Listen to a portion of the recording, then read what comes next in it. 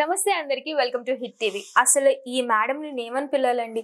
Award సంపాదించుకున్నారు, college లో topper, అలానే బీజేపీ రంగాల్లో కూడా అన్ని రంగాల్లో ముందుంటున్నారు ఈమె. ఈమెను ఏమన్నాలో కూడా నాకు అర్థం కావట్లేదు. అందుకే వర్సిటైల్ ఉమెన్ కింద అందరికీ ఇన్స్పిరేషన్ గా నిలుస్తున్నారు మన సుహాసిని ఆనంద్ గారు. మనతో పాటు ఉన్నారు. ఆమెను అడిగి మరిన్ని విషయాలు తెలుసుకుందాం రండి.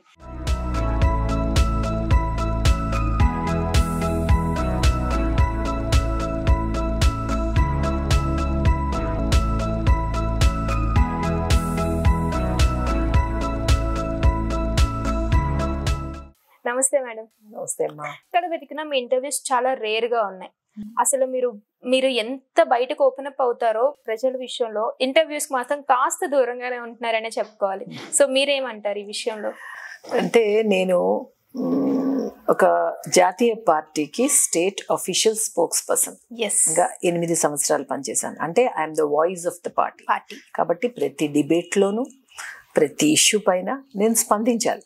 కాబట్టి ఇంకా అదే, ఇంకా ప్రత్యేకించి ఇంటర్వ్యూ అంటే ఏంటి? When I'm seen outside, when my words are seen, నా మాటలు వింటారు, నేను ఏ విధంగా స్పందిస్తానో ప్రజలకి తెలుసు, నేను ఏ ఇష్యూస్ మీద స్పందిస్తానో తెలుసు. అలాంటప్పుడు ఇంకా ప్రత్యేకమైన నాతో మాట్లాడేది ఇంటర్వ్యూ అనేది ఏముంటుంది అంటే, గతంలో చాలా వరకు ఇది ఒక పబ్లిక్ లో ఉన్నప్పుడు, పబ్లిక్ పర్సన్ అయినప్పుడు తప్పదు, అన్నీ మనం పబ్లిక్ లోనే ఉంటూ ఉన్నప్పుడు ప్రత్యేకం ఇంటర్వ్యూ అంటే ఇప్పుడు ఏం కొత్త కాదు కదా, అలా అనిపించేస్తుంది అనమాట. అది సార్ మేడం, బేసిక్ గా మీ గురించి, మీ ఫ్యామిలీ గురించి చాలా రేర్ గా తెలుసు అందరికి.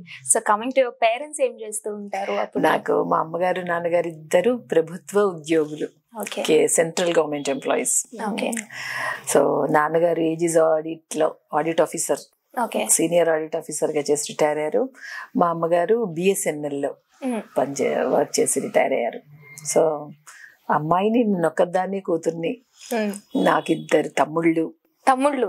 ఓకే, సేమ్ లైక్ చంటి మూవీ అన్నమాట. అక్కడ అన్నయ్యలు, మీకు తమ్ముళ్ళు, అంతే. మరి ఎక్కువ డిఫరెన్స్ లేకపోవడం వల్ల ముగ్గురు చాలా క్లోజ్ అసోసియేషన్ లో పెరిగాము. ముగ్గురు చాలా రేర్ గా జరుగుతుంది అసోసియేషన్ అనేది బ్రదర్స్, సిబ్లింగ్స్ మధ్య. సో ఫస్ట్ నుంచి నాకు క్లోజ్ ఫ్రెండ్స్ ఆఫ్ మైండ్ అంటే నాకు నా బ్రదర్సే.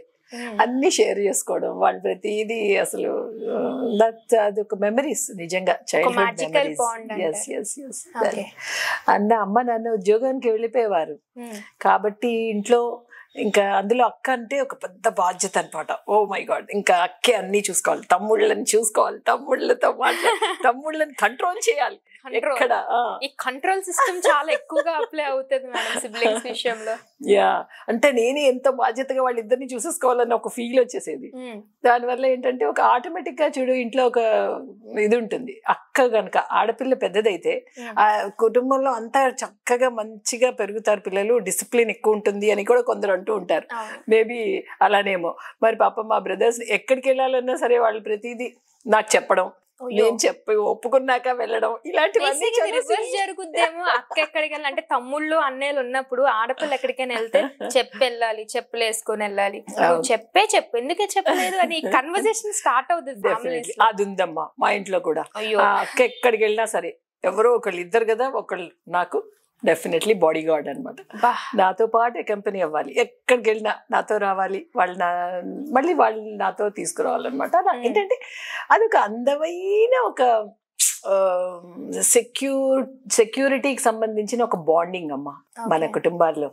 అది మనం ఎలా తీసుకుంటే అలా ఉంటుంది. నేను చాలా ఇష్టపడతాను అట్లాంటిది. ఎందుకంటే అదేదో అణిచివేసేసినట్టు, అదేదో వాళ్ళని కంట్రోల్లోకి తీసేసుకున్నట్టు, ఏం నా మీద నిఘానా అని ఫీల్ అవుతూ ఉంటారు ఆడపిల్లలు. కొన్ని వర్షన్స్ అట్లా వినిపిస్తూ ఉంటాయి. అంటే ఆడపిల్ల బయటికి వెళ్తుంది అంటేనే ఫ్యామిలీలో కొంచెం నెగిటివిటీ ఉన్నా కూడా తమ్ముడిని కానీ చెల్లిని కానీ తెలిసిన అబ్బాయిని కానీ పంపించడం జరుగుతుంది. ఎందుకంటే ప్రస్తుతం సొసైటీ అలాగా మారిపోయింది కాబట్టి. మీ విషయంలో కూడా ఇలాగంటే మనం కొన్నిసార్లు అన్కంఫర్టబుల్ గా ఫీల్ అవుతూ ఉంటాం, తమ్ముళ్ళు మనతో పాటు వచ్చిన ఫ్రెండ్స్ తో ఉన్నా కూడా. సో ఇలాంటి సిచ్యువేషన్ మీకు ఏమైనా జరిగిందా? ఇవో ఉంటూ ఉంటాయి అన్నిటికీ. అబ్బా ఎందుకమ్మా, పర్వాలేదు, నేను వెళ్ళి రాగలే అంటూ ఉంటానా, కాదు అంటుంటారు. అమ్మ నాన్నకి కూడా ఉంటుంది కదా ఆడపిల్ల అంటే, ఆ ప్రేమ, ఆ భయము. వాళ్ళు కూడా అలా ట్యూన్ అయిపోయారు. బాబమ్మ మా తమ్ముళ్ళు కూడా ట్యూన్ అయిపోయావు, అక్కడికి ఎక్కడికైనా వెళ్తుంది అంటే ఎవరో ఒకళ్ళు మనం వెళ్ళాలి అక్కతో అని బై డిఫాల్ట్ అదొక రూల్ కింద అయిపోయింది వాళ్ళకి. అలా అనమాట. కానీ సరదాగా ఉండేది, కొన్నిటికి మాత్రమే వెళ్ళండి. ఎందుకంటే నేను కాలేజ్, మనం హైయర్ ఎడ్యుకేషన్, థ్యాంక్ గాడ్ అసలు ఎక్కడ కూడా చదువు విషయంలో ఎక్కడ తక్కువ అంటే ఇన్ఈక్వాలిటీస్ కానీ ఎప్పుడు లేవు. అందరినీ సమానంగా చదివించడం, ఏటొచ్చి ఎక్కడైనా కొత్త ప్లేస్కి వెళ్తున్నప్పుడే చిన్నగా సెక్యూరిటీగా తమ్ముడు నువ్వు కూడా వెళ్ళమ్మా అని పంపించడం తప్పితే అలా ప్రతి నిమిషము బయటికి వెళ్తే చాలు వాళ్ళు ఉండాలి అన్నది మాత్రం లేదు. బికాజ్ మనం చదువుకోవడం ఏదైనా ఒక కొత్త ప్లేస్, తెలియని ప్రదేశానికి వెళ్ళినప్పుడు ఒక్క వెళ్ళడం కూడా ఎవరైనా తోడిచ్చి పంపడం అని అంటారు కదా, అంతే తప్పితే ఇట్స్ నథింగ్ లైక్ దట్. అదేదో మనం ఆంక్షలు, ఒక నిఘాలు అవి కాదు, జస్ట్ ఒక సేఫ్టీ మెజర్స్. అంటే పూర్వం సెల్స్ లేవు, ఏమీ లేవు, ఎక్కడికి వెళ్ళారో తెలీదు. ఫోన్స్ కూడా ల్యాండ్ లైన్స్ చాలా రేర్ గా ఉండేది, ఇవాళ రోజులా కాదు కదా. అప్పట్లో అసలు ఈ ఫోన్స్ అవి కూడా ఉండేవి కాదు. సో ఈ ఇన్ఫర్మేషన్ కోసం ఒక కమ్యూనికేషన్ లేకపోవడం వల్ల అలా ఉండేది. మరి ఇవాళ చూడు, ఎక్కడికి వెళ్తున్నా సరే ప్రతి అడుగుకి, పైగా ఇప్పుడు నావిగేషన్, లొకేషన్ ఎక్కడున్నారో వీళ్ళకి తెలిసిపోతుంది. కాబట్టి ఇప్పుడు అంత అవసరం ఉంటుందా అంటే అది ప్రశ్నార్థకమే, కొంచెం ఆలోచించాల్సిన విషయమే. మేడం, మీరు మొత్తం స్కూలింగ్ అంతా ఎక్కడ జరిగింది? పుట్టి పెరిగిందంతా హైదరాబాద్. అంటే అంతా కూడా అప్పుడు సింగిల్ ఒకటే ఆంధ్రప్రదేశ్. సో పుట్టి పెరిగింది. తర్వాత హైయర్ ఎడ్యుకేషన్ కి మా నాన్నగారు డెప్యూటేషన్ మీద చెన్నై వెళ్ళారు. నాన్నగారు music composer and playback singer కూడా. అప్పుడు చెన్నైలో ఫిలిం ఫీల్డ్ లో నాన్నగారికి మంచి అవకాశాలు వచ్చాయి. కాబట్టి ఇంకా నాన్నొక్కరు వెళ్ళడం కాదు అని చెప్పి అమ్మ కూడా ట్రాన్స్ఫర్ పెట్టుకుని పిల్లలు ముగ్గురు అక్కడికి వెళ్ళి అంటే మీరు ఒక్కరు మారితే చాలు ఫ్యామిలీ అంతా అట్లా షిఫ్ట్ అయిపోద్ది అనమాట. అంటే పాయింట్ ఆఫ్ ది హౌస్ ఇక్కడే ఉన్నారనమాట. అంతే, నాన్నగారు అక్కడికి వెళ్ళడం వల్ల అందరం వెళ్ళాము. సో అక్కడ నాన్నగారికి మంచి పరిచయాలు, అంటే అక్కడ కొన్ని సినిమాల్లో పాడడం, మంచి మ్యూజిక్ లో మంచి నాలెడ్జ్ రావడం, అక్కడే మేము చదువుకుంటూ, నేను కూడా మీరు చదువులోనే కాదు మ్యూజిక్ లో కూడా మంచి గ్రిప్ ఉందని మాకు అర్థమైంది. ఎందుకంటే రీసెంట్ గా మేము కూడా చూస్తున్నాం, మిమ్మల్ని ఫాలో అవుతున్నాము. సో నాన్నగారిది మీది ఒక కొలాబరేషన్ లో ఒక ఆల్బమ్స్ రిలీజ్ చేయడం, అండ్ మీరు మేడం నిజంగా సాంగ్ పాడతారండి, వర్సిటల్. నిజంగా అసలు ఆ సింగింగ్ నిజంగానే ఆ సింగర్ పాడుతున్నారా లేదంటే అసలు ఆ గొంతులో ఏం దాచుకున్నారో తెలీదు. సో అంత మంచిగా పాడతారు. ఒక్కసారి మా కోసం ఒక సాంగ్. మీ ఇష్టం, తమిళ, హిందీయా, ఇంగ్లీష్, మనం ఏది ఇచ్చినా చెప్పేస్తారండి, ఏది ఇచ్చినా పాడేస్తారనమాట. సో 3 లాంగ్వేజ్ లో ఒక సాంగ్.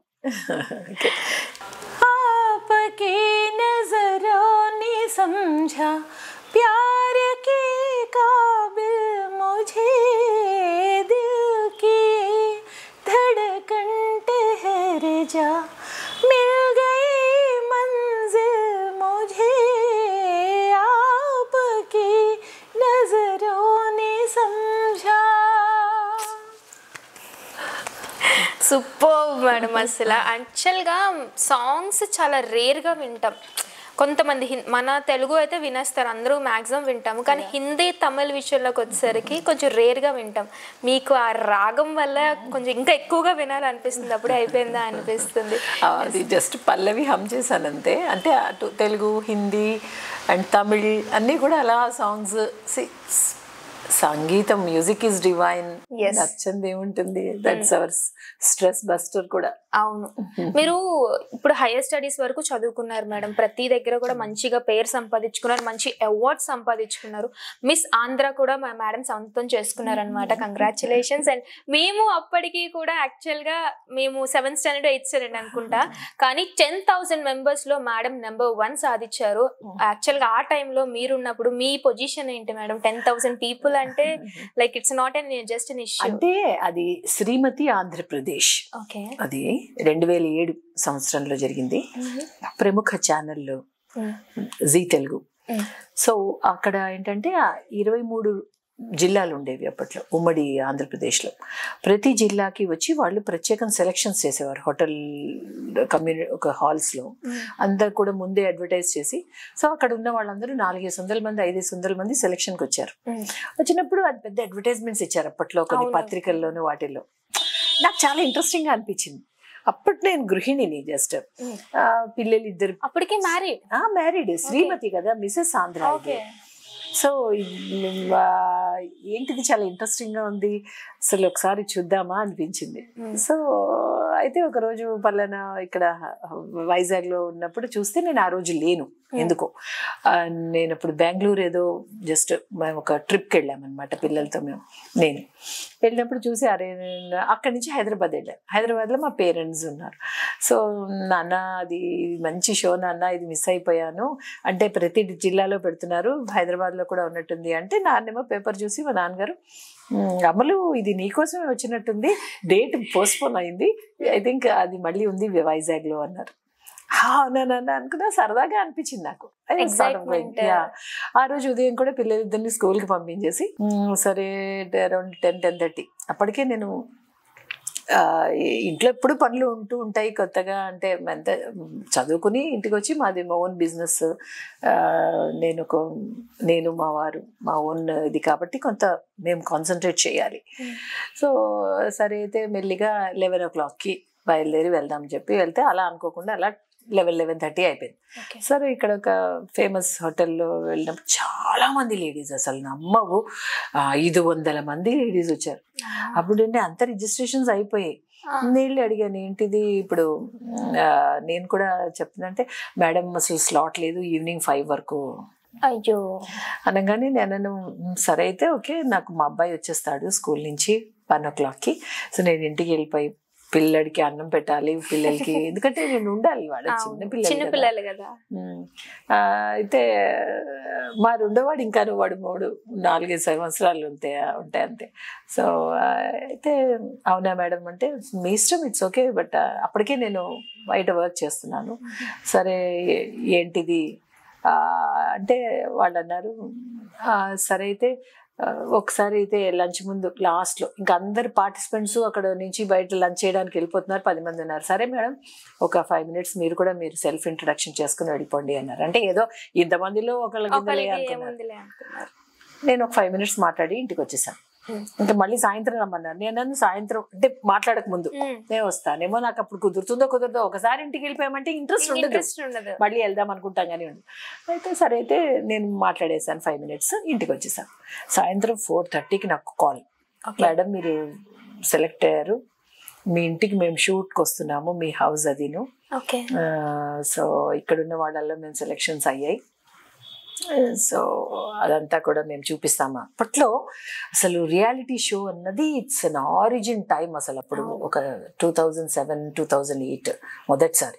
సో చాలా బాగా తీసేవారు అప్పట్లో. అయితే ఆనా అనుకున్నాను, చాలా పెద్ద ఇంత ఒక గిఫ్ట్స్ అవి తీసుకొని వాళ్ళ ఇంటికి వచ్చారు. సో నేను చాలా థ్రిల్లింగ్గా ఫీల్ అయ్యాను, ఏంటిది అవునా అసలు వాట్ ఇస్ దిస్ అని. అంటే ప్రిలిమినరీ పాస్ అయ్యాను, నేను సెలెక్షన్స్లో సెలెక్ట్ అయ్యాను. సో వైజాగ్ నుంచి ఒక 10 మంది సెలెక్ట్ అయ్యారు. అలా ఒక్కొక్క డిస్ట్రిక్ట్ నుంచి వాళ్ళు ఈ 500 మందిలో వాళ్ళు అక్కడే 10 కింద కొందరు జడ్జెస్ని తీసుకొచ్చి వాళ్ళే సెలెక్ట్ చేశారు. సో అలా నేను అప్పుడు సెలెక్ట్ అయ్యాను. ఆ తర్వాత హైదరాబాద్ వచ్చాక హైదరాబాద్లో మళ్ళీ దానికి మళ్ళీ క్వార్టర్ ఫైనల్స్, సెమీఫైనల్స్ అట్లా అంతా ఉంది. అదొక that's journey change my life తెలుసా వాడి. అసలు ఎక్స్ట్రాడినరీ ఇది అది. అసలు హౌ టు బిహేవ్, అసలు ఏం మాట్లాడాలి, ఎలా మనం ప్రజెంటబుల్గా ఎట్లా ఉండాలి. అందులో ఒక్కొక్కసారి ఒక్కొక్క సిచ్యువేషన్ అక్కడ ఒక టీవీలో పెట్టేది, అందులో ఒక సిచ్యువేషన్ చూపించేవారు. ఈ సందర్భంలో మీరు అయితే ఏ విధంగా స్పందిస్తారు. చాలా టఫ్ రౌండ్స్, అసలు ఒక్కొక్క రౌండ్లో 5 మంది జడ్జెస్. అసలు వాళ్ళ ఫిల్టరింగ్ ఎట్లా ఉండేదంటే చాలా స్టాండర్డ్గా ఉండేది. అప్పుడంతా 6 months జరిగింది ఇది. 6 months ఎవ్రీ వీక్ ఇది అసలు ఎపిసోడ్ లాగా వెళ్ళేది. అప్పట్లో SMS రౌండ్స్ కూడా కొత్త, SMS రౌండ్స్ కూడా మాకు. ఇప్పుడు రియాలిటీ షో అంటే బిగ్ బాస్ ఎట్లానో అప్పుడు ఇంకా టఫ్ అండ్ స్టార్టింగ్ కదా, initial stages of introducing reality shows. అందులో అసలు ఉమెన్ కి సంబంధించి అసలు మిస్సెస్ ఆంధ్ర అంటే ఇట్స్ సంథింగ్ యాక్చువల్ గా ఏంటంటే మా మమ్మీ విన్ అవ్వాలని చెప్పి పిల్లల ఎక్సైట్మెంట్, లేదు మా వైఫ్ విన్ అవ్వాలని చెప్పి హస్బెండ్ ఎక్సైట్మెంట్. సో ఈ 500 members లో సో ఎంత మంది సార్ట్ అవుట్ చేశారు అంటే ఒక్కొక్క జిల్లా నుంచి అలా కొన్ని జిల్లాలు, ఒక్కొక్క జిల్లాలో 500 మంది తీసుకుని అట్లా తీసుకుని సమ్ వాళ్ళు 100-120 వరకు వాళ్ళు తీసుకున్నారు. ఆ తర్వాత క్వార్టర్ ఫైనల్స్ అయ్యాక సెమీఫైనల్స్కి వచ్చేసరికి జస్ట్ 51 51 or 52. చిన్న కౌంట్ కాదు కదా. 51 members లో మీరు నెంబర్ 1 సాధించారు అంటే ఇట్స్ నిజంగా హానరబుల్ అనమాట. ఆ పొజిషన్ లో మీరు వన్స్ విన్ అయిన తర్వాత మీ పేరెంట్స్ లైక్ మీ పిల్లలు కానీ మీ హస్బెండ్ రియాక్షన్ ఏంటి మేడం? అప్పుడు ఇంకా ఇక్కడ నేను పిల్లలు ఇద్దరు ఇక్కడ చదివేవారు, అమ్మ నాన్న హైదరాబాద్ లో ఉండేవారు. సో మా మమ్మీ డాడీని ఇక్కడ తీసుకొచ్చి అమ్మ నువ్వు పిల్లల్ని చూసుకో అని చెప్పి నేను అక్కడ హైదరాబాద్ లో ఉండి అక్కడ ఏం చేశారంటే మమ్మల్ని అసలు ఎంత బాగుంటాయంటే ఇట్స్ వెరీ బిగ్ జర్నీ. మాలో మాకే మార్కులు వేసుకున్నాం సడన్ గా అనమాట. మాలో మాకి మార్కులు వేసుకోమన్నారు ఒక రౌండ్ లో.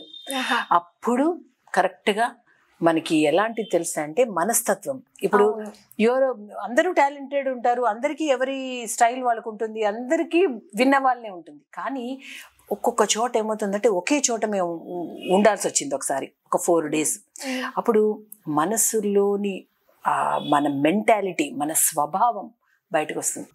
అలాంటప్పుడు ఏంటంటే ఎవరిలో ఎవరికి అంటే అందరికీ తెలుసు. ఇప్పుడు కాంపిటేటివ్ గా ఉన్నారు, సుహాస్ని చాలా కాంపిటేటివ్, ఇంకొకరికి చాలా కాంపిటేటివ్ అయిన వాళ్ళకి తక్కువ మార్కులు ఇచ్చేద్దాము అని ఉంటుంది న్యాచురల్ గా.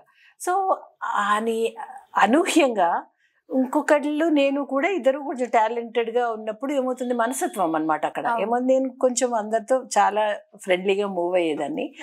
దానివల్ల ఏమైందంటే నాకు మార్కులు ఇచ్చారు అందరూ, నా తోటి వాళ్ళందరూ, ఇంకొకళ్ళని తీసేయాల్సి వచ్చింది. సో అంటే అప్పుడు అనిపించింది అనమాట, ఓకే నాకే తెలియకుండా నా మెంటాలిటీ ఆల్సో సేవ్డ్ మీ.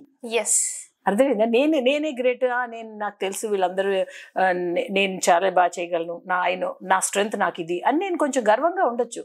కానీ అనుకోకుండా పెట్టిన ఆ రౌండ్ మూలాన ఈ మార్కులు వేసి ఒకళ్ళ టాలెంటెడ్ వాళ్ళని పైకి పంపించిన వాడు ఇద్దరు ఉండిపోయాం. పర్సనాలిటీ ఎక్కువగా జడ్జ్ చేసింది.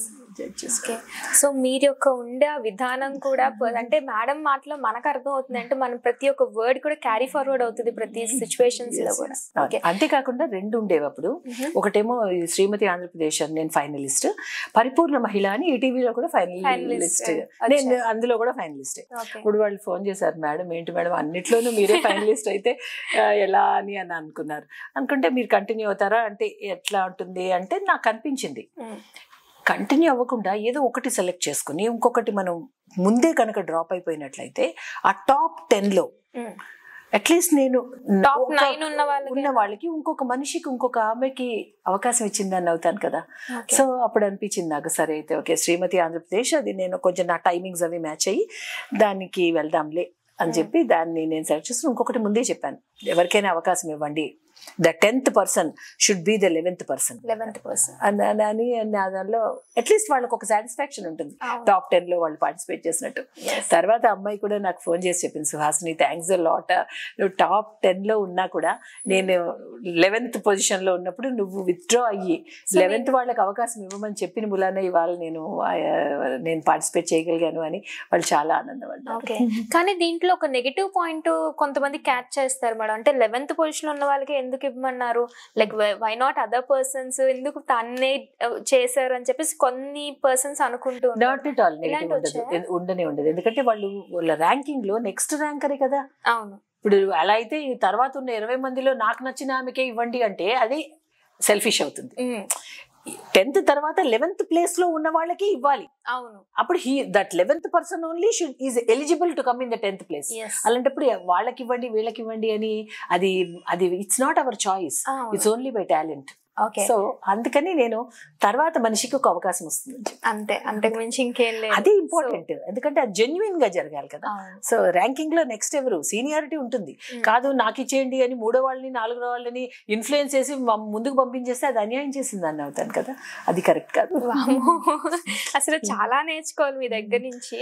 చిన్నవి అలాంటివన్నీ కూడా అమ్మా మనం లైఫ్ లో ఎన్నో ఉంటాయి, మనకి ఎన్నో స్ట్రెంగ్స్ ఉంటాయి, అన్ని ఉన్నా సరే మానవీయ విలువలు అని ఉంటాయి, అవి పోగొట్టుకోకూడదు. మీకు ఇంత అందంగా ఉన్నారు, పర్సనాలిటీ కావచ్చు, హైట్ కావచ్చు, వెయిట్ కావచ్చు, ప్రతిదీ ఒక పర్ఫెక్ట్ లో ఉన్నప్పుడు మీరు జనరల్ క్రష్ అంటారు, like love at first sight అంటారు, లవ్ అంటారు. మీ సెనారీలో కూడా మీ స్టూడెంట్స్ లో మీరు చూసే ఉంటారు ఇలాంటివన్నీ కూడా. సో మీరు ఫేస్ చేశారు ఇలాంటివి? ఎందుకు ఫేస్ చేయమమ్మా, చక్కగా అందులో నువ్వే చెప్పావు. చూడగా కనుముక్కు తీరే మాత్రం ఉన్నా డెఫినెట్లీ ఇవన్నీ అందరూ ఫేస్ చేస్తాం. అందులో నేను ఇప్పుడు నా కాలేజ్ డేస్ అంతా చెన్నై అంటే మెట్రోపాలిటన్ సిటీ.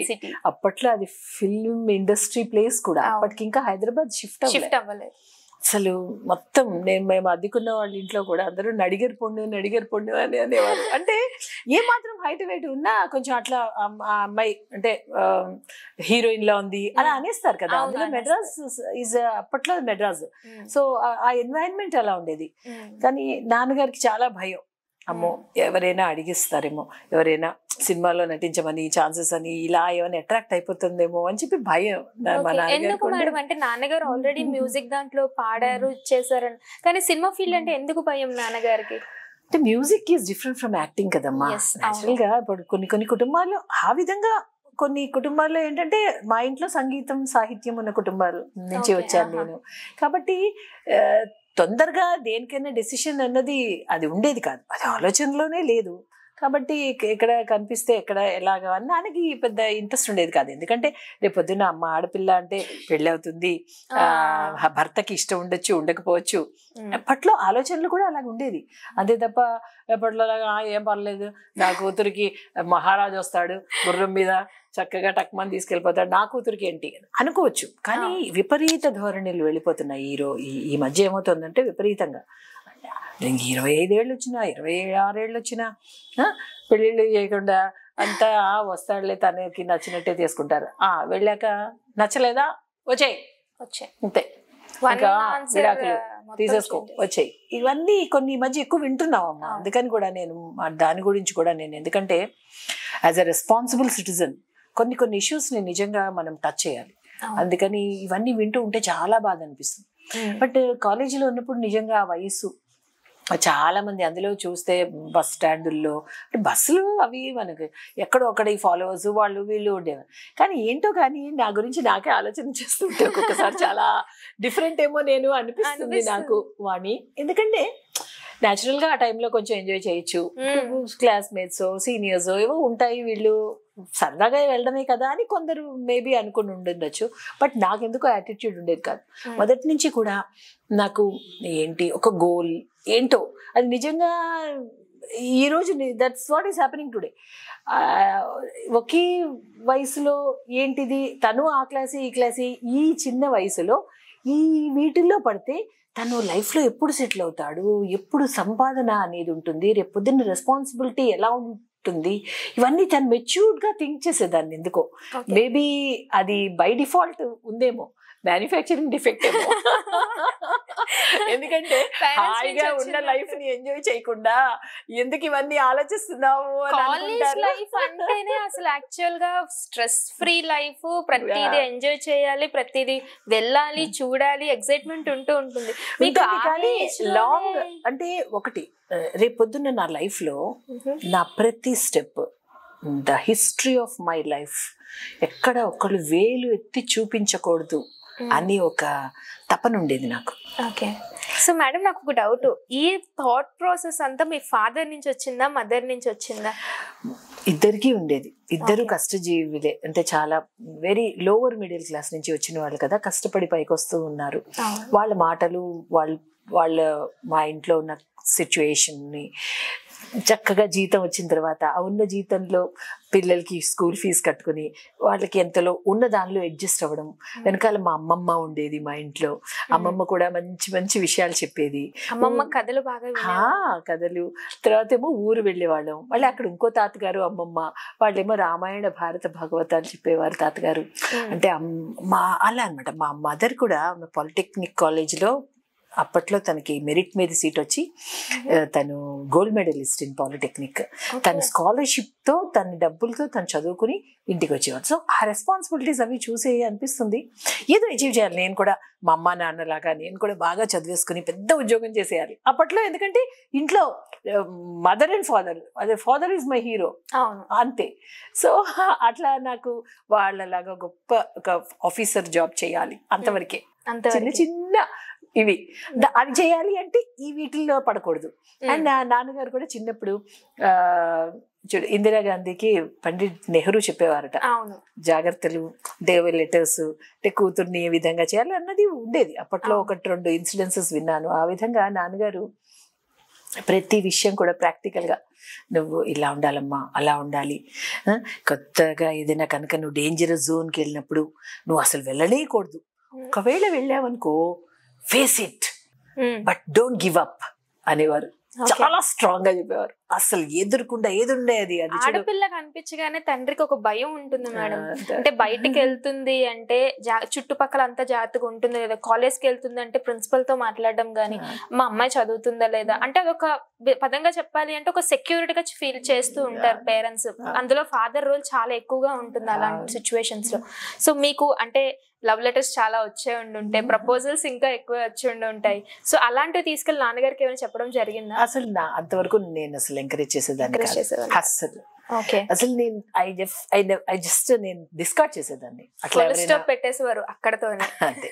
బికాస్ వాళ్ళు ఒక టైంలో ఎవరైనా కంటిన్యూస్ గా ర్యాగింగ్ లాగా లేకపోతే ఎంబరాజింగ్ సిచ్యుయేషన్ ఉంటే నేను నెక్స్ట్ బస్కి వెళ్ళేదాన్ని. నేను ఒక పీరియడ్ డ్రాప్ చేసేసేదాన్ని. ఎందుకో నాకు నచ్చేది కాదు. వెరీ సీరియస్లీ నాకు అసలు నేను ఎప్పుడు ఎంకరేజ్ అనేది చేయలేదండి. ఎప్పుడు కూడా ఒకటి 2 చేతులు కలిస్తేనే కదా తప్పట్లు. నేను ఏదైనా తప్పుగా బిహేవ్ చేయకూడదు. ఇప్పుడు అవతల వాళ్ళు ఏదైనా అనుకున్నా 2 సార్లు చూస్తారు, 3 సార్లు చూస్తారు. నా దగ్గర నుంచి రెస్పాన్స్ లేకపోతే వాడు మాత్రం ఏం చేస్తాడు? అవును. సో అట్లా ఉండేది. సో నేను అది కాబట్టి నేను అంత సీరియస్ గా ఎప్పుడు కూడా నా వరకు ఏ సిచ్యువేషన్ ని అంత రిస్క్ తెచ్చుకునేదాన్ని కాదు. అండ్ తర్వాత కూడా నేను ఆల్ ఇండియా రేడియోలో పనిచేశాను. ఎన్నో ఫీల్డ్స్ లో నేను నా రిప్రజెంటేషన్ ఉంది. ఎవ్రీబడి, నేనున్న ప్రతి ఫీల్డ్ లో everybody knows what Suhasini is ఈ రోజు వరకు. ఈవెన్ రాజకీయంలోకి ఎంటర్ అయిన తర్వాత కూడా. ఎందుకంటే నా మెయిన్ గోల్ ఒకటి, మహిళలు అన్నిటిలోనూ సాధికారత సాధించాలి, మహిళలు అన్ని ఫీల్డ్స్లోనూ పైకి రావాలి, కుటుంబ ప్రోత్సాహం డెఫినెట్గా ఉండాలి. అలాని భయపడి వెనక్కి అంజ వేయకుండా తను సాధించే దానిలో ఒక ఎథికల్గా అంటే ఒక విలువలతో కూడిన లో కూడా పైకి రావచ్చు. అంటే ఒక విలువలతో కూడిన ఒక మంచి అవకాశాలు కూడా తీసుకుని ఎదరికి రావచ్చు ఆడపిల్ల. ఏ మాత్రం అసలు తన డిసిప్లిన్ కానీ తన సిస్టమ్ కానీ ప్రజల్లో అనుకుంటాం మనకి అవకాశాలు రావాలంటే మనకి కొంత లూజెన్స్ ఉండాలి అన్నట్టుగా నేను కొన్ని సినిమాలలో కూడా కొన్ని మెసేజెస్ లో కొన్ని స్టోరీస్ లో నేను విన్నది. అవసరం లేదమ్మా, ఒక మహిళ రావాలి అంటే తన విలువలు తను నిలబెట్టుకుంటూ స్ట్రాంగ్ గా తను అనుకున్నది సాధించగలదు అని చూపించాలి అన్నది నా యొక్క ఇంట్యూషన్. ఆ విధంగానే ఇంతవరకు వచ్చాను. అదే విధంగా ముందు కూడా నా ప్రయాణం ఉంటుంది. Yes, that was a beautiful words by you ma'am. And ఇప్పటి వరకు ఒక సిచ్యువేషన్ ఫేస్ చేసి మనం మాట్లాడుకున్నాం, కానీ ఇప్పుడు ఒక అత్యద్భుతమైన ఘట్టం మీ మ్యారేజ్. సో 90s లో జరిగింది. సో 20 years లోనే మీ మ్యారేజ్ జరిగిందని చెప్పుకోవడం జరిగింది. ఆ టైంలో మీరు ఒక వెల్ సెటిల్డ్ ఎడ్యుకేషన్లో కావచ్చు, ప్రొఫెషనల్గా కావచ్చు, మీరు జాబ్ చేస్తున్నట్టుగా కావచ్చు, కానీ సో మీ హస్బెండ్ గురించి ఫస్ట్ మ్యారేజ్ ప్రపోజల్ రాగానే మీరు ఏం ఫేస్ చేశారు? అసలు ఈ డిగ్రీ అయింది జూన్లో, డిసెంబర్లో మ్యారేజ్ అయిపోయింది. 6 months 6 months లో కూడా అక్టోబర్లో విజయదశమి రోజున ఎంగేజ్మెంట్. అక్కడ అసలు ఎక్కడ గ్యాప్ లేదు. అంటే నాకు డిగ్రీ ఫస్ట్ నుంచి నేను ఐసీడబ్ల్యూఏలో జాయిన్ చేశారు మా నాన్నగారు. ఐసీడబ్ల్యూఏ చదువుకుండేదాన్ని. డిగ్రీ బీకామ్ చదువుతూనే ఇంకొక పార్ట్ టైం అనమాట, ఒక పూట ఇది, ఇంకొకట ఎగ్మోర్ ఇన్స్టిట్యూట్ ఆఫ్ దీనిలో ఐసీడబ్ల్యూఏ. సో అలాగా డిగ్రీ అవుతూనే ఫస్ట్ 2 groups అయిపోయాయి. అవుతూనే నేను ఫైనల్ కూడా పే చేసేసి నేను ఇంకా నా చదువు మీదే ఉండేది మా దృష్టి. కానీ అనుకోకుండా మా అమ్మగారు నాన్నగారు కూడా అంత తొందరగా మ్యారేజ్ ఏం చేసేయాలి అని నాకు అనుకోలేదు. అంటే యాక్చువల్గా 90s లో అంటే 17 కి 15 కి కూడా కొంతమంది మ్యారేజ్ చేసిన వాళ్ళు ఉన్నారు, కానీ మీకు 20 years వరకు టైం ఇచ్చారంటే. లేదమ్మా, అప్పట్లో మెడ్రాస్ ఈజ్ మెట్రోపాలిటన్. అప్పుడు చాలా, ఇప్పుడు హైదరాబాద్ కన్నా ఎలా ఉండేదో అప్పట్లో మెడ్రాస్ అలా ఉండేది. అప్పుడు హైదరాబాద్ కూడా ఏమీ అంత ఇది లేదు. అసలు ఎంత అడ్వాన్స్డ్ గా ఉండేవాళ్ళు అంటే అప్పుడు నా క్లాస్మేట్స్ ఎవరు కూడా అంతే. వాళ్ళు ఇంకో 3-4 ఏళ్ళ తర్వాత అంటే మరి 23-24 లో వాళ్ళు మ్యారేజ్ చేసుకున్నారు. మేబీ నేనేమో ఫస్ట్ తొందరగా అనుకోకుండా. ఇప్పుడు కొన్ని ఏమవుతుందంటే మేడ్ ఇన్ హెవెన్ అంటారు, marriages are made in heaven. So అనుకోకుండా అసలు మా పిన్ని సంబంధం ఉంది నువ్వు రావాలి అంటే మా అమ్మ వాళ్ళు ఎప్పుడే అంటే దీనికి ఇంట్రెస్ట్ లేదు అంటే లేదు చాలా మంచి అబ్బాయి మన వాళ్ళ అబ్బాయి అప్పుడు అవన్నీ ఉంటాయి కదా, చాలా మంచి బిజినెస్ చేస్తున్నాడు, తను ఇండిపెండెంట్ గా ఉన్నా చాలా డిసిప్లిన్ గా ఉంటున్నాడు, సుహాసినికి అయితే చాలా కరెక్ట్ గా ఉంటుంది. మీకు ఫస్ట్ కావాల్సిందే డిసిప్లైన్, సో అది కంపల్సరీ మాకు అర్థమైంది అనుకుంటాం. కానీ ఎవరెవరు ఎలాంటి వాళ్ళు, అప్పట్లో కూడా ఫోన్లు లేవు, ఎవరు ఎలాంటి వాళ్ళు తెలియదు, ఎవరిని మనం ఎంక్వైరీ చేయడము ఒకప్ చేయడం అనేది ఏమీ ఉండేది కాదు. మా అమ్మ నాన్న కూడా పాపం వాళ్ళు చాలా చిన్న వయసే, వాళ్ళు ఇంకా ఎర్లీ 40s. నేను మా నాన్నగారికి 22-23కి పుట్టేశాను, నాకు 20 అంటే నాన్నకి 43. So young he's. మా అమ్మ నాన్నకి కూడా difference only just not even 2 years. So అంత చిన్న వాళ్ళు. సో అంత మాకు తెలియదు పెద్ద అంత దాని ఎంక్వైరీలు చేయడం అవి చేయడం ఇవి చేయడం వద్దు. కానీ రేపు పొద్దున మామూలుగా అందరూ చుట్టాలు వాళ్ళు చెప్తుంటారు కదా, బాధ్యత కదా ఎప్పట్లో కొంచెం అమ్మాయి కదా బాగుండాలి లైఫ్, మంచి సంబంధం వచ్చినప్పుడు మాత్రం కాదనకూడదు అని అనుకునేవాళ్ళు. ఇది ఎన్నో మ్యారేజ్ ప్రపోజల్ ఏమీ లేదమ్మా, అసలు మ్యారేజ్ ప్రపోజల్స్ స్టార్ట్ చేయలేదు. నాకు అసలు మ్యారేజ్ ప్రపోజల్ జరగకుండానే అసలు ఆ డిస్కషన్ ఇంట్లోనే లేకుండానే ఆల్ ఆఫ్ ఎ సడన్ ఇది. అండ్ వైజాగ్ లో అబ్బాయి ఉన్నాడు అని చెప్పడం, పుట్టింది హైదరాబాద్, స్టడీస్ అన్ని Chennai, all of sudden marriage Vizag లోనే. ఇప్పుడు నౌ ఐఎమ్ సో వైజాగ్ లో మ్యారేజ్ చేసుకుని వచ్చి ఎమ్మెల్యేగా పోటీ చేసి ఒక మంచి నాయకురాలుగా వైజాగ్ లో సెటిల్ అయిపోయారు మొత్తం. అప్పటి నుంచి ఆయన ఒక బిజినెస్ మ్యాన్. అంటే చూడంగానే నాకు అప్పుడు అంత వయసు కాదు, అదే కావాలి, ఆ ఫీలింగే కావాలి. జడ్జి చేసే అంత వయసు కాదు నాది. కానీ నేను ముందు నుంచి ఒకటి చెప్పాను, లైఫ్ లో అంటే ఏమి చదువుకోకుండా కాలేజ్ డేస్ లో ఈ లవ్ అనేది ఒక దీనిలో పడిపోయి మాయలో ఎందరో ఆడపిల్లలు వాళ్ళ జీవితాన్ని నాశనం చేసుకుంటున్నారు. కానీ ఆ టైంలోనే నాకు ఎలా ఉండేదంటే, నా లైఫ్ లో నేను పెద్ద ఉద్యోగం చేయాలి, ఒక మగ పిల్లాడు అంటే ఎలా ఉండాలంటే తను ఒక జీవితంలో స్థిరపడాలి, మనం ఒక పర్పస్ ఉండాలి ఒక లైఫ్ లో అన్నది నాకు ఇంట్యూషన్ గా నాకు అది ఇంట్రెస్ట్. అది ఈవెన్ నేను చేసుకోవాడు కూడా అప్పుడు ఎప్పుడైతే ఇంకా మ్యారేజ్ కి మనం ఆ అబ్బాయిని చూడడానికి వెళ్తున్నాము అన్నప్పుడు ఈ ప్రపోజల్స్ ఏవో మామూలుగా చుట్టాలంటే 1-2 ఈ అబ్బాయి ఉన్నట్ట అని చెప్పినప్పుడు నాకు అనిపించింది ఇదేంటి అప్పుడే ప్రపోజల్స్ అన్నది ఒక స్టేజ్ గా, నేను ఇంకా చదువుకోవాలి అనుకుంటున్నాను కదా. బట్ ఎనీహౌ నాకు కొన్ని స్టాండర్డ్స్ ఉన్నాయి. నాకేంటంటే కొంత బిజినెస్ అంటే ఇంట్రెస్ట్, చాలా ఇండిపెండెంట్ గా నాకు నేను ఎదగాలి అన్నది నాకు చాలా ఇంట్రెస్ట్. మా ఫ్యామిలీలో ఎక్కడా కూడా బిజినెస్ లేదు, ఒక బిజినెస్ మ్యాన్ అన్నది నాకు కొంచెం బై డిఫాల్ట్ ఒక ఊహ ఉండేది. లేకపోతే చిన్న చిన్న ఉద్యోగస్తులు వాళ్ళు దొరకకపోవడం ఏముంది. అదే క్వశ్చన్ అనమాట, middle class below middle class అందరూ కూడా ఓకే మన జనరేషన్ అయిపోయింది, మన నెక్స్ట్ తరానికి ఒక మంచి గవర్నమెంట్ ఎంప్లాయ్ కావచ్చు. యాక్చువల్ గా మీ పేరెంట్స్ కూడా సెంట్రల్ గవర్నమెంట్ ఎంప్లాయీస్ కాబట్టి సో వాళ్ళు కూడా అదే అంటారు, సెంట్రల్ గవర్నమెంట్ జాబ్ కానీ గవర్నమెంట్ జాబ్ కానీ ఉంటే వెల్ సెటిల్ ఫ్యామిలీ అయితే అమ్మాయిని ఇవ్వచ్చు అని అనుకుంటూ ఉంటారు. వై దిస్ బిజినెస్ మ్యాన్, వై అని క్వశ్చన్స్ రైజ్ అయ్యాయి. చాలా ఇంపార్టెంట్ క్వశ్చన్ ఇది వాణి. ఎందుకంటే అమ్మా నాన్న సెంట్రల్ గవర్నమెంట్ ఎంప్లాయీస్, ఎస్ వాళ్ళు కూడా, నేను కూడా బాగుంటాను కదా, మరి అంత తీసి పడేయక్కర్లేదు. అయ్యో అలా అని కాదు, అంటే అలాంటప్పుడు ఏమవుతుందంటే మనం చూసి ఇక ఉండొచ్చు, మన choice is in our hands. కానీ అమ్మకి నాన్నకి చెప్పాను కదా చాలా చిన్న వయసు, వాళ్ళు ఏంటంటే గవర్నమెంట్ ఉద్యోగం అయితే బాగుంటుంది అని పాపం వాళ్ళకు ఉంది. కానీ వాళ్ళ ఆలోచనల్ని కూడా డామినేట్ చేసేటట్టుగా అవతలి వాళ్ళు ఉన్నారనుకో పాపం వాళ్ళు కూడా లొంగిపోతారు కదా, అలా అనమాట. నాకు మా అమ్మ నాన్న ఇద్దరు వాళ్ళకి అంత పెద్ద మెచ్యూరిటీ లెవెల్స్ అప్పుడు చిన్న వాళ్ళ కిందే లెక్క. నాకు చూస్తే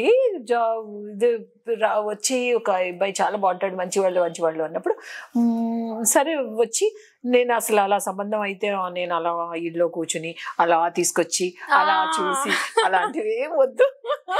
అవన్నీ చాలా అవి అదే చెప్పాను కదా, నాకు కొత్తే. మా అమ్మ నాన్న కూడా చాలా భయపడిపోయారు, ఏంటిది సునీకి ఎలా చెప్పాలి, నన్ను సునీ అని పిలుసు. పాపం దానికి ఎలా చెప్పాలి, ఇంతవరకు చదువే సర్వస్వం మా ఇంట్లో. అసలు పైగా వాళ్ళ ఫ్యామిలీ మ్యాటర్ ఈ ఫ్యామిలీ మ్యాటర్ కూడా ఇంట్లో మాట్లాడుకునే అస్సలు లేదు. అసలు ఏ లవ్ అఫేర్ కానీ, ఇంకొకళ్ళ ఇంట్లో విషయాలు కానీ, ఇంకొకళ్ళ గురించి కానీ, అసలు పెళ్లి విషయాలు కానీ, అసలు సినిమాలు కూడా అసలు మేము ఎక్కువ చూడలేదు, అసలు లేదు. నో, మా నాన్నగారు కూర్చోబెట్టి చూపించింది. మేబీ అందుకేనేమో మీకు కొంచెం మూవీస్ మీద అంటే మీరు వెళ్ళాలి అంత పెద్ద మేబీ నిజం ఫ్యాంటసీ వరల్డ్ లో కానీ ఒకటి ఏదో ఉంది ఆ సినిమాల్లో మేము మిస్ అయిపోతున్నాము అన్న ఆలోచన కొద్ది దాంట్లో ఇప్పుడు క్యూరియాసిటీ ఇప్పుడు ఉంటుంది. ఇప్పుడు మెడ్రాస్ లాంటి ప్రపంచంలో ఏది లేదు, ఎదురుకుండా బుక్స్ ఉన్నాయి, ఛానల్స్ ఉన్నాయి, సినిమాలు ఉన్నాయి, ఫ్రెండ్స్ ఉన్నారు. అలా అని మరీ అణిచేశారు అన్నది కూడా కాదు. మా నాన్నగారు ఈ స్లోగన్ ఎప్పుడు ఒకటే, మీకు ఫుల్ ఫ్రీడమ్ ఇస్తానమ్మా. మా అమ్మగారు కూడా ఫ్రీడమ్ అనేది ఉంటుంది, కానీ అది చిన్న మిస్టేక్ లైఫ్ లో జరిగిందంటే ఫినిష్ అనేవారు నాన్నగారు. ఇలాగే అనేవారు. నాకు అప్పుడు ఇలా మా నాన్నగారు చూసి అసలు నాన్న యాక్షన్ చేస్తూ ఎక్స్ప్లెనేషన్ ఇచ్చేవారు. అది అలా బుర్రలోకి దూరిపోతుంది అనమాట. అమలు చూడు, ఈ టైం అనేది చాలా ఇంపార్టెంట్. ఇప్పుడు కనుక అన్ని అట్రాక్షన్స్కి అవి ఇవి ప్రపంచం చాలా అట్రాక్టివ్. చిన్న చిన్న విషయాలన్నీ కూడా జాగ్రత్తగా ఆలోచించాలి. ప్రతిదీ నాతో డిస్కస్ చేయాలి, దేనికి భయపడకూడదు. అందులో లైఫ్లో మ్యారేజ్ అన్నది చాలా ఇంపార్టెంట్. అప్పుడు కనుక ఒక్క రాంగ్ స్టెప్ పడిందో లైఫ్ క్లోజ్.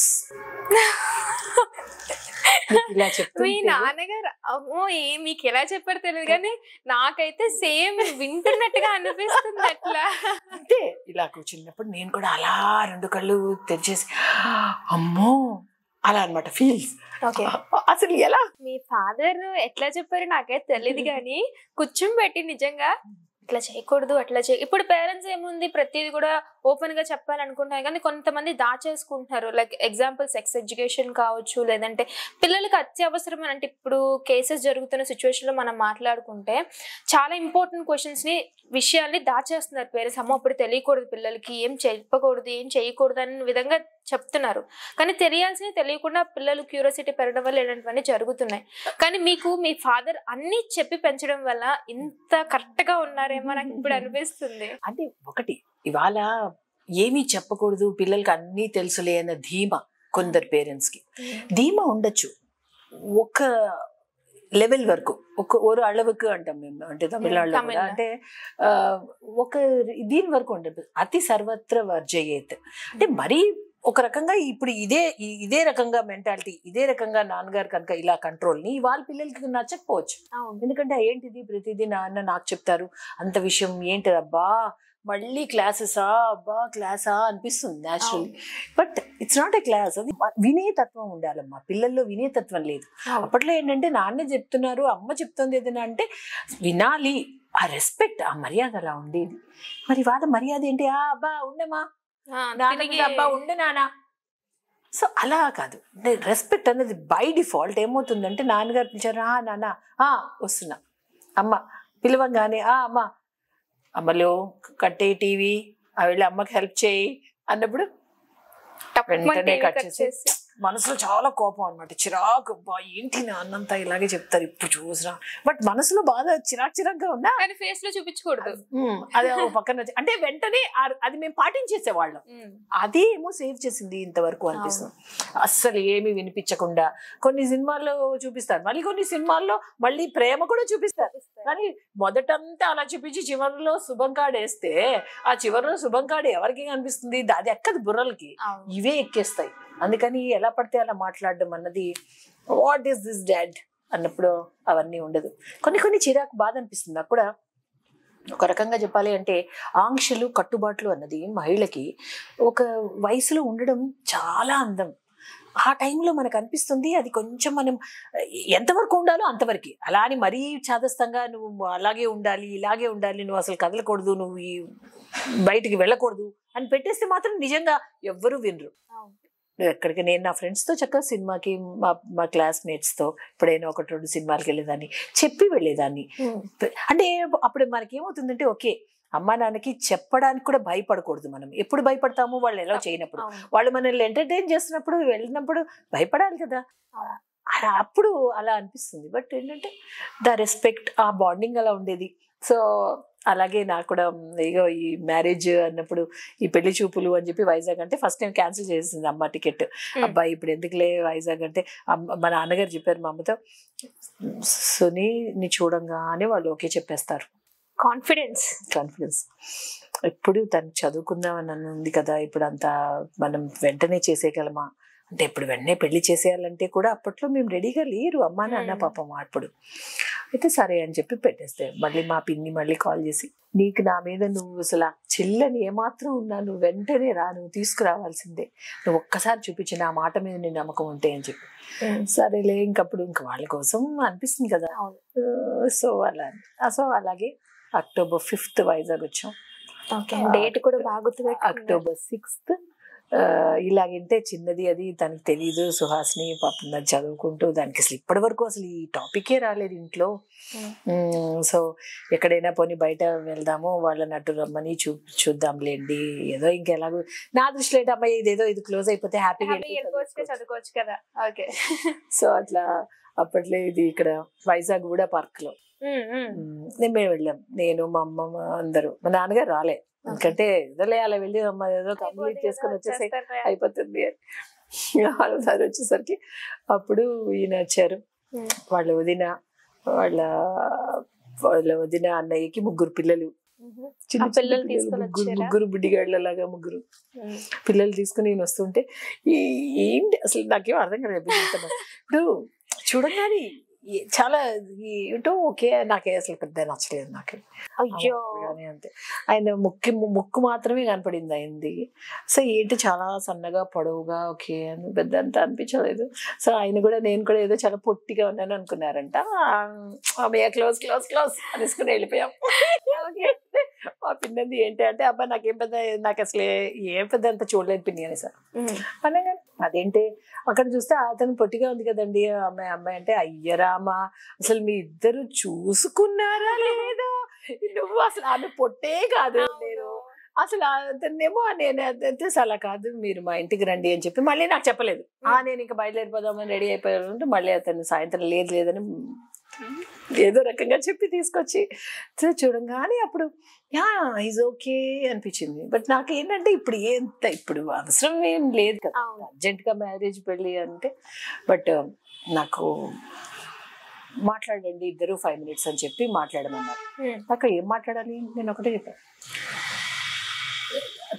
ఆయన ఒకటే అన్నారు, నాకు చదువుకున్న అమ్మాయి, నాకు కట్నం వద్దు ఏమొద్దు, బట్ ఒక ఎడ్యుకేటెడ్ గర్ల్, నేను ఉద్యోగమే చెయ్యను, నేను బిజినెస్సే చేస్తాను, నాకు ఇండిపెండెంట్గా నేను నా కాళ్ళ మీద బతుకుతూ నేను ఇంకో 10 మందికి ఉపాధి కల్పించాలి, అది నా అంబిషన్ అని చెప్పి ఆయన చెప్పేశారు. నాకు కూడా ఎక్కడో ఆ బిజినెస్ నేను మీరు ఆల్రెడీ ముందు అనుకున్నారు, సో సింక్ అయింది, మ్యారేజ్ సెటిల్ అయింది. ఆయన వే ఆఫ్ మాటలు చాలా ఇండిపెండెంట్ గా ఒక గట్స్ తో ఒక ఇండివిజువాలిటీ నాకు అనిపించింది. ఎస్ అతనికి నాకేం అవసరం లేదు, ఇవాళ ఉన్న నేను చేసుకోగలను, నేను చెందగలను. సో ఆ అమ్మాయి నాకు మంచిగా చక్కగా తనకు కొన్ని క్వాలిటీస్ ఉన్నాయి, అందంగానూ ఉండాలి, హైట్ ఉండాలి, క్లాస్ లో మంచి ఇంటెలిజెంట్ అయి ఉండాలి, ఇవి ఉంటే చాలు, మిగతావన్నీ నేను మేనేజ్ చేసుకోగలను, నాకు అలా ఉండాలి నా లైఫ్ పార్ట్నర్ అని అనుకున్నారు ఆయన. సో నాకైతే నచ్చిందండి అని చెప్పేసి మా పిన్నికి వెళ్ళిపోయారు. ఓకే, మరి ముందు పొట్ట అన్నారు కదా, ఇప్పుడు ఎలా క్లారిటీ? అది నాకు అర్థం కాలేదు అన్నారు ఆయన కూడా. నేను కూడా అంటే అవునులేవే నువ్వు అప్పుడు సరిగ్గా చూడలేదు, తర్వాత అసలు కనిపించదు అని చెప్పి అలా. సో అలా అయింది. అయితే మేమేమో రెడీగా లేము యాక్చువల్లీ, ఇప్పుడు కాదులేండి అంటే వాళ్ళే అక్కడి నుంచి తీసుకెళ్ళిపోయి వాళ్ళ ఊరు ఎంగేజ్మెంట్ చేసేసి పంపించారు. అంటే వన్స్ అమ్మాయి నచ్చిన తర్వాత ఎలాంటి వర్క్స్ టప్ప జరిగి, అంటే వాళ్ళు కొంచెం మా అమ్మ నాన్నగారు కంటే వాళ్ళు మా అత్తగారు మాగారు అన్నది వాళ్ళది ఒక పెద్ద ఫ్యామిలీ. ఓకే, వాళ్ళు చాలా అన్ని చూశారు. అప్పటికి 6 మంది పిల్లలు, వాళ్ళలో 6 మందిలో ఈయన 5వ మంది అబ్బాయి. మీరు ఫస్ట్, ఆయన ఫిఫ్త్. ఓకే, సో వాళ్ళేమో 4 మగపిల్లలు, 2 ఆడపిల్లలు, 2 ఆడపడుచులు నాకు. అంటే అది అనమాట. అంటే వాళ్ళకి ఏంటంటే వాళ్ళు ఏం చెప్పినా మా అమ్మకి నాన్నకి కూడా ప్రతిదీ ఒప్పేసుకోవడమే, వాళ్ళకి అంత పెద్ద తెలీదు, పెద్దవాళ్ళు కదా. సో అలా ఏం జరిగింది అన్నది ఇట్స్ డ్రీమ్ అంతే వాణి. ఆ తర్వాత పెళ్లి విషయం చెప్తుంటే మేడం ఫేస్ లో ఆ యొక్క ఎక్స్ప్రెషన్స్ నాకు క్లియర్ కట్ గా కనిపిస్తున్నాయి అన్నమాట. కానీ ఆ తర్వాత మాత్రం ప్రతి క్షణం ప్రతిరోజు అసలు ఒక కొత్త రోజు అనమాట. The life what I spend with him.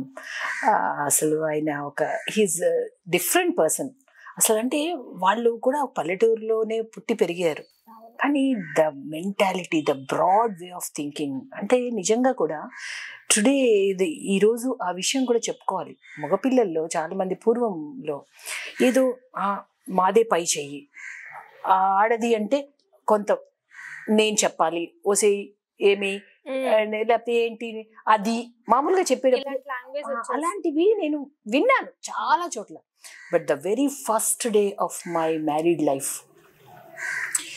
ఎంత రెస్పెక్ట్ అంటే, ఎంత ఇండివిజువాలిటీ నాకు నిలబెట్టారంటే అసలు నాకు చాలా అదే అనిపించింది. నేను తర్వాత ఎన్ని చదువుకున్నాను, నేను ICWA కంప్లీట్ చేశాను, ఆ తర్వాత నేను ఉమెన్ ఆంట్రప్రెన్యూర్గా ఎదిగాను. అండ్ ఐ డిడ్ సంగీతం నా కుటుంబంలో ఉంది అంటే నేను MA మ్యూజిక్ చేసి నేను డాక్టరేట్ ఆంధ్ర యూనివర్సిటీ నుంచి నేను doctorate. I'm the first person in south India to get doctorate in film music. Film music ఇంతవరకు ఎవ్వరు టచ్ కూడా చేయలేదు దానిలో, అంటే డాక్టరేట్ కావడానికి. అండ్ నేను ఆల్ ఇండియా రేడియోలో 1000 మంది పైన ఇంటర్వ్యూ చేశాను, మహా పర్సనాలిటీస్. ఎటువంటివి ఫస్ట్ నేను శ్రీమతి ఆంధ్రప్రదేశ్లో 10,000 మందిలో నా కిరీటం వచ్చింది, అందులో నాకు బెస్ట్ కమ్యూనికేషన్స్ అవార్డు వచ్చింది. అసలు నాకు ఫస్ట్ నాకు ఆల్ ఇండియా రేడియోలో రాగానే నేను MA మ్యూజిక్ అయిన వెంటనే ద ఫస్ట్ సెలెక్షన్ అప్పుడు 80 మందిలో నన్ను వాళ్ళు పిలిచి you are selected for Abdul Kalam గారితో కోఆర్డినేట్ చేయడానికి 80 మందిలో నన్ను సెలెక్ట్ చేస్తే you was the president of India. Abdul Kalam అంటే అబ్దుల్ కలాం గారు వస్తున్నప్పుడు నన్ను సెలెక్ట్ చేసినప్పుడు నాకు చాలా భయం వేసింది. నేను అసలు అప్పటి వరకు బయట అసలు నేను లేను, అసలు నేను ఒక గృహిణి, ఈ పిల్లలు నేను చదువుకుంటూ ఉండేదాన్ని, చాలా పర్చేస్ చేసేదాన్ని. ఇంట్లో ఉంటే నేనేవో ఆ ఛానల్స్ చూసి టీవీలు చూసి హ్యాపీగా లైఫ్ పాస్ చేయొచ్చు. అందులో వైజాగ్ లాంటిది చాలా చిన్న ఊరు ఇప్పుడు when compare to Chennai and Hyderabad.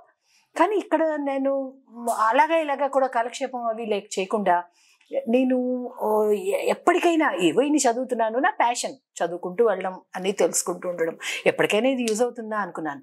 One day has come.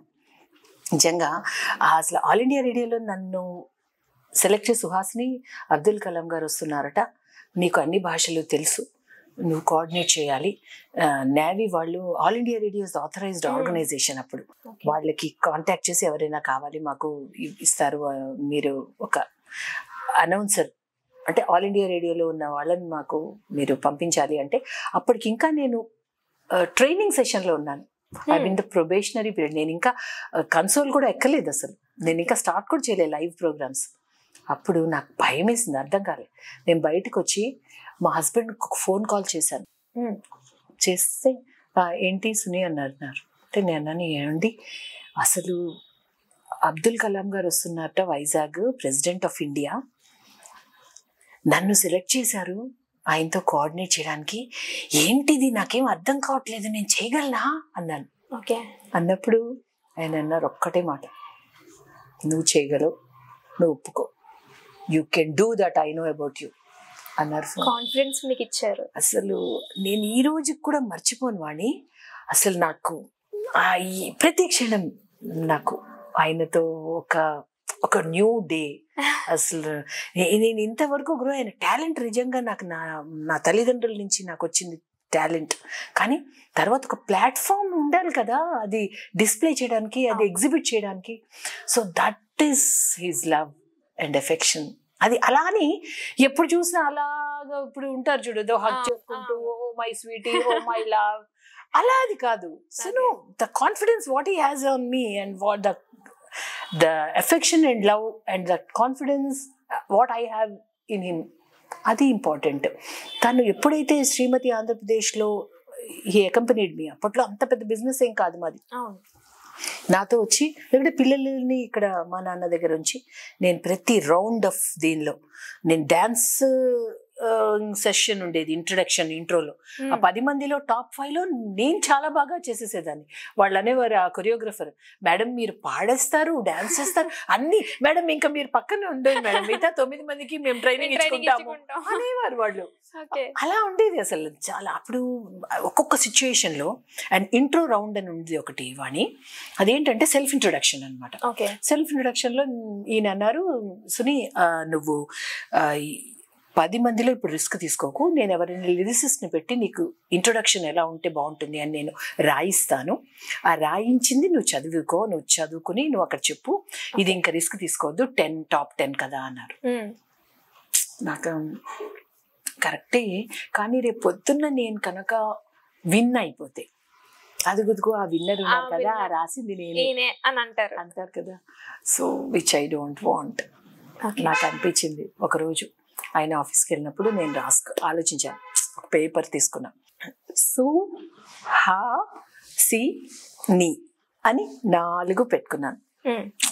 So రాసి సు ఆలోచన చేసి, నేనేమంత పెద్ద తెలుగు పండిట్నేం కాదు, బట్ నాకు వచ్చిన బుర్రలో వచ్చిన కొన్ని పదాల్ని కాయిన్ చేసుకుని నీట్గా రాసుకున్నాను. Necessity is the mother of invention. Naturally మనకు అది చెయ్యాలి, నేనే రాసుకోవాలి అని ఉన్న తపన, ఏ విధంగా క్రియేటివ్గా థింక్ చేయడం అనే చిన్న ఆలోచన నాకు. నేను చూద్దామని చెప్పి సుమధుర గానం, మధురమైన మాట ఆ భగవంతుడు నాకిచ్చిన వరాలైతే హాసంతో దరహాసంతో ఏ పనినైనా నేర్పుతో ఓర్పుతో చేయగల నైజం నా సొంతం. సిరి సంపదలకి సాంప్రదాయాలకి ఆలవాలమైన ఎన్నో చక్కని కార్యక్రమాలు చేయాలన్నది నా మోటో, నా ఆశ. నిండైన మెండైన ఆత్మవిశ్వాసం నా ఊపిరి. వామ్మో, మీకెవరు మేడం తెలుగు రాదని చెప్పింది? మీకు మీరే చెప్పేసుకుంటున్నారు మీకు తెలుగు రాదని. అలా రాసుకున్నాను అంతే. అప్పటిది గుర్తుంది? అప్పటిది. తర్వాత నేను అసలు అలా గుర్తుపెట్టుకుని నాది నేనే అలా చదువుకుని చూసుకుని నాకంతా నా మనసు పెట్టి రాశాను కదా. నా ఆలోచనలంతా మేళవించి రంగరించి నా క్వాలిటీస్ నేనేంటో నాకే తెలుసు. ఐ లవ్ మీ. ఇది చూసిన మీ హస్బెండ్ రియాక్షన్ ఏంటి అసలు? అది చూశాక కంప్లీట్ గా ఫిదా అయిపోయారు. అసలు ఆయన నన్ను రాజకీయంలోకి ఎంటర్టైన్ చేసేసారు. అది బీజం పాయింట్ అక్కడ అన్నమాట. సో అక్కడ మీరు నేను గమనిస్తే ఫస్ట్ ఆఫ్ ఆల్ మీరు turning point Mrs Andhra. So దాని తర్వాత మీరు వన్ బై వన్ మీరు వస్తూ ఉంటే రాజకీయాల్లోకి ఎంట్రీ అయిన పాయింట్ ఈ లెటర్. సో హౌ మేడం అసలు ఆ సర్కిల్ ని ఎలా చేయండి, అట్లా ఎట్లా? ఇంకా చాలా విషయాలు ఉన్నాయి వాణి, వాట్ టు టెల్. అసలు ఆల్ ఇండియా రేడియోలో నేను ఇంటర్వ్యూ చేసిన మంగళంపల్లి గారు కానీ, కొండంగుడి వైద్యనాథం గారు, ఎటువంటి పర్సనాలిటీస్ అందులో లైవ్ లో చేయాల్సి వచ్చేది మాకు. అందులో నా స్టైల్ నాకు ఉండేది, different style. Always Suhasini prove to be different అంతే. నా స్టైల్ కానీ, నా వే ఆఫ్ ప్రజెంటేషన్ కానీ నాకు నేనే అన్వేషించుకునేదాన్ని. I started discovering the inner me. Okay, ఇంకా ఏంటి ఉన్నాయి నాకు ఎప్పుడు కూడా ఒక మంచి క్వాలిటీ అంటే నాలో నాకు నచ్చే క్వాలిటీ. నాకు ఎవరు వాళ్ళు ఏం చేసేస్తున్నారు అన్నది ఇంకొకళ్ళ మీద దృష్టి నాకు చాలా తక్కువ. అసలు నాకు ఆ ఇంట్రెస్ట్ లేదు, నాకు అబ్జర్వేషన్ కూడా తక్కువ. నన్ను నేను ఇంకా బెటర్గా పర్ఫామ్ చేసుకుంటూ నేను అనుకున్న దారిలో నేను ద బెస్ట్గా ఎలా వెళ్ళగలను, అదొక్కటే నా మోటో. ఎన్నో కార్యక్రమాలు, అసలు ఎటువంటి కార్యక్రమాల్లో ఒక ప్రోగ్రామ్ అయితే మంచి స్టాండర్డ్ ప్రోగ్రామ్స్ ఇక్కడ కళాభారతి, రవీంద్ర భారతి లాంటి వాటిల్లో ఒక మంచి క్లాసికల్ ప్రోగ్రామ్స్ అనమాట. అప్పుడు TTD in association with Nedunuri గారు మహా విద్వాంసులు వారు, and in association with Kalabharathi వాళ్ళు ఒక పెద్ద గ్రాండ్ గాలా ప్రోగ్రామ్, ఒక స్టాండర్డ్ ప్రోగ్రామ్ చేశారు. 6 రోజుల ప్రోగ్రామ్ ఇక్కడ పెట్టినప్పుడు మంచి వ్యాఖ్యాత అప్పట్లో అసలు ఉండేవారు ఒక ఆయన 3 రోజులు చేసి చాలా ఇంపార్టెంట్ పని ఉండి వెళ్ళిపోవాల్సి వచ్చింది. సో ఇంకొక 3 రోజులు ఎవరిని పెట్టాలి, ఆ స్టాండర్డ్స్ లో మ్యాచ్ అయ్యే వాళ్ళు ఎవరున్నారు? మామూలుగా ఒక యాంకరింగ్ అంటే ఏంటి, ఆచుపాచుగా హాయ్ హోయ్ వచ్చేస్తున్నారా, వావ్ క్లాప్స్ కొట్టండి, ఇవన్నీ that's a different style of anchoring. But నేను ఒక అనౌన్సర్గా అందులో దాన్నే అంటారు anchoring is different from comparing. ఒక స్టాండర్డ్స్తో మనం వ్యాఖ్యాతగా ప్రజెంటేషన్ అన్నది with subject that is entirely different. అది అలా నాకు నేను ఆల్ ఇండియా రేడియోలో మాట్లాడడం చేయడం చూసినప్పుడు వాడు నాకు పిలిచి, సుహాసిని ఫస్ట్ 3 days చేస్తున్నది మామూలు మనిషి కాదు, ఆయన చాలా గొప్ప వ్యాఖ్యాత, తర్వాత 3 days మాత్రం అదే స్టాండర్డ్స్లో ఉండాలి అమ్మా అని చెప్పి వాళ్ళందరూ చెప్పినప్పుడు వాళ్ళు అసలు నా మీద పెట్టుకున్న నమ్మకమే నాకు చాలా ఒక బ్లెస్సింగ్. దానికి నేను ఎంత ఎక్సర్సైజ్ చేయాలి, నేను ఎంత ప్రిపేర్ అవ్వాలి, అసలు అప్పటి వరకు కంపేరింగ్ అనే ఒక సబ్జెక్టే ఉందని నాకు తెలీదు. అసలు అదొక ప్రొఫెషన్ ఉంది. ఫస్ట్ మెట్ల కింద అన్ని వచ్చాయి. కరెక్ట్, వెరీ కరెక్ట్ అమ్మా. నువ్వు అడిగిన దానిలో నాకు అనిపించింది, మీరు ఎక్కడైనా ట్రైనింగ్ తీసుకున్నారా, ఈ స్కిల్స్ లో మీరు ఎక్కడైనా ట్రైనింగ్ పుచ్చుకున్నారా, ఎక్కడైనా మీరు క్లాసెస్కి అటెండ్ అయ్యారా అని అడిగేవారు. నాకు ఆ platform, the stage, the dais itself is a guru, and All India Radio is my guru. ఎక్కడికక్కడ my place of that job is my guru. Next step ఏంటి, ఓకే ఆ పరిస్థితుల్ని బట్టి నేను మాట్లాడాలి, ఆ పరిస్థితుల్ని బట్టి నేను ఆలోచన చేసుకోవాలి, ఆ పరిస్థితుల్ని బట్టి నా నెక్స్ట్ టేక్ ఉండాలి. ఇప్పుడు మాకు ట్రైనింగ్లో ఫైనల్గా వచ్చిన వాళ్ళకి ఒక సైకాలజిస్ట్ వచ్చి అని మీరు ఇలా ఉండాలి, దీనికి ఇది అవన్నీ కూడా చెప్తున్నారనమాట. చెప్తున్నప్పుడు వాళ్ళు ఇంట్రెస్టింగ్గా మీ Suhasini you look so interesting, మీరైతే ఏంటి ఎలా ఫేస్ చేస్తారు పాజిటివ్ స్ట్రెస్ని అంటే, మనం గోల్స్ని విత్ ఇన్ అవర్ రీచ్, అంటే మన కుటుంబ పరిస్థితుల్ని బట్టి, నా పరిస్థితుల్ని బట్టి మనం పెట్టుకున్నాం అనుకో, అప్పుడు నీకు ఆ స్ట్రెస్ ఉండదు కదా. మరీ టూ మచ్ అసలు మనం అచీవ్ చెయ్యలేంది, హిమాలయాల్లో పైన నేను ఇప్పుడు జెండా పాతాను అన్న ఒక గోల్ పెట్టుకుంటే అసలు ఏమన్నా అవుతుందా అలాంటివి. సో అలాంటివి మనం మీరు చేయాలి అంటే వాళ్ళు చాలా డిఫరెంట్ అనుకున్నారు. అప్పుడే వాళ్ళు అనుకున్నారు, ఉన్న వాళ్ళలో వాళ్ళు ర్యాంకింగ్ కూడా ఓకే చాలా బాగా. యాక్చువల్గా సైకాలజిస్ట్ ప్లేస్ మెయిన్ రోల్ అన్నమాట. వాళ్ళకు మనస్తత్వం గానీ మైండ్ సెట్ గానీ బాగా ఇన్వాల్వ్ అవుతారు కదా. చాలా బాగుండేది అసలు the total process tuned me physically and mentally. నేను యోగా కూడా అప్పుడే స్టార్ట్ చేశాను. అసలు అప్పటికి నాకు ఆపరేషన్స్ అయ్యి నాకు 4 ఆపరేషన్స్ అయిపోయాయి. అంటే ఇంకొకటని రీజన్స్. సో బాగా బల్జ్ అయిపోయి చాలా హెల్త్గా ఏంటిది 30 years కూడా లేకుండా నేను ఏంటి ఇలా అయిపోతున్నాను అన్నప్పుడు ఈ శ్రీమతి ఆంధ్రప్రదేశ్ దానిలోకి ఎంటర్ అయ్యాక physical appearance is also important కదా. నేను ఎప్పుడైతే సెలెక్ట్ అయ్యాను, మెల్లిగా ఎప్పుడైతే సెలెక్ట్ అవుతున్నానో అప్పుడు అది కూడా ఫిజికల్ మీద కాస్త ఇంప్రెషన్ పడుతుందని తెలిసిపోయిన తర్వాత మీరు మీ వర్కౌట్ స్టార్ట్ చేస్తారు. అప్పుడు ఆనందే మై హస్బెండ్, ఆయనే ఒక యోగా గురువుని తీసుకొచ్చారు. ఎక్కడి నుంచి తీసుకొచ్చారో తెలియదు. లేదు సుని, డెఫినెట్ గా యోగా చేద్దాము, నీ కోసం నేను కూడా చేస్తాను. అసలు ఆయన బాడీ అయితే సన్నంగా ఉంటారని చెప్పారు, ఇప్పుడు మీతో పాటు చేశారు. లేదు అది పెళ్ళప్పుడు మా సన్నం, తర్వాత ఇద్దరు ఒకేలాగే గ్రో అవుతున్నాం, ఒకేలా that's mean that healthy relationship between you both actually. Maybe అప్పుడు అసలు ఫ్లెక్సిబుల్ గానే ఉండేది కదా, అమ్మ బాబాయ్ ఎక్సర్సైజ్ అని అనుకునేవారు. కానీ నా కోసం గురువుని పెట్టి గురుముఖత ఇంట్లో 2 నెలలు అసలు యోగా, సూర్య నమస్కారాలు అన్నీ చేసి ఎంత ట్యూన్ అయిపోయానంటే, oh my God, I reduced so much of weight 2 months లో. అంటే మరీ ఎక్కువగా కాకుండా ఒక 5-6 kgs. దట్స్ గుడ్ కదా. సో చాలా నా మీద నాకే ఒక కాన్ఫిడెన్స్ లెవెల్స్ పెరుగుతాయి. ఆ రోజు నుంచి ఈ రోజు వరకు కూడా ఎప్పుడు అట్లీస్ట్ నెలలో 10 రోజులైనా సరే when we taste the of yoga, తర్వాత లక్కీగా మనకి ఇంటర్నేషనల్ యోగా డే రావడం చాలా ఇంపార్టెంట్ అమ్మా లైఫ్ లో. కొన్ని అచీవ్ చేయాలంటే ఆరోగ్యం చాలా ముఖ్యం.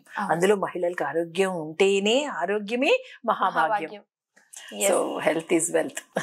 Thank you madam, thank you so much. అంటే ప్రతి ఒక్క విషయం మీ లైఫ్ లో ప్రతిదీ ఇంట్రడ్యూస్ చేయడం జరిగింది. అండ్ రాజకీయాలతో మరొకసారి మిమ్మల్ని కలుస్తాను అండ్ మళ్ళీ మాట్లాడతాను. Thank you so much. Thank you.